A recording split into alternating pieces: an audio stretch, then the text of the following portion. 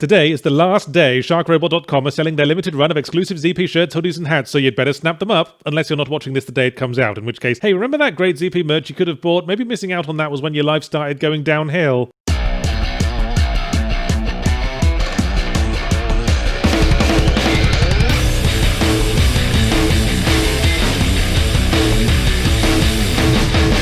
Somewhere along the line, the reaction to AAA hype drifted from, ooh, I'm excited for this, to, ooh, it's not immediately obvious how they're going to fuck this one up. Such was the case with Jedi Fallen Order. EA brings out a new Star Wars game, and after Battlefront 2, I cringe like an abused dog expecting another newspaper across the snout, because I expect them to charge micropayments for Yoda's every last misarranged sentence. But no, for once AAA is using its powers for good. By powers, I mean enormous wealth, but hey, it's never made a difference to Batman. They made a good old-fashioned single-player action adventure cobbled together from good ideas cribbed from other single-player action adventures that people seem to like, and the result is a perfectly solid, if somewhat unoriginal game that people seem to like that they barely even tried to wring out for maximum cash. Although I'm sure the only reason EA were willing to take the risk is because it's Star Wars. It could never have turned a profit otherwise, since publishers continue to insist it's standard practice that AAA games be developed on solid gold desks, with computers liquid-cooled by the semen of prize-winning stallions. The story of Jedi Fallen Order concerns Cal Kestis, hitherto unknown non-Luke Skywalker human Jedi-type fellow and radioactive Ginge, not to be confused with Kyle Katarn, non-Luke Skywalker human Jedi-type fellow from the Dark Forces games amongst others. Thus, Disney's sinister scheme is laid bare, scrap the Star Wars expanded universe, then replace it with something exactly like it, but just distinct enough that they can claim ownership, thus successfully achieving what the evil Empire never could. If only Palpatine had thought to buy out the Jedi's parent companies instead of purging them. Anyway, Cal is forced to come out of hiding and embark upon an odyssey across the galaxy to find an archive of potential future Jedis that might spell the rebirth of the Jedi Order. Although since this game takes place between episodes 3 and 4, we know right up front that things aren't going to work out like that, since episode 4 was called A New Hope,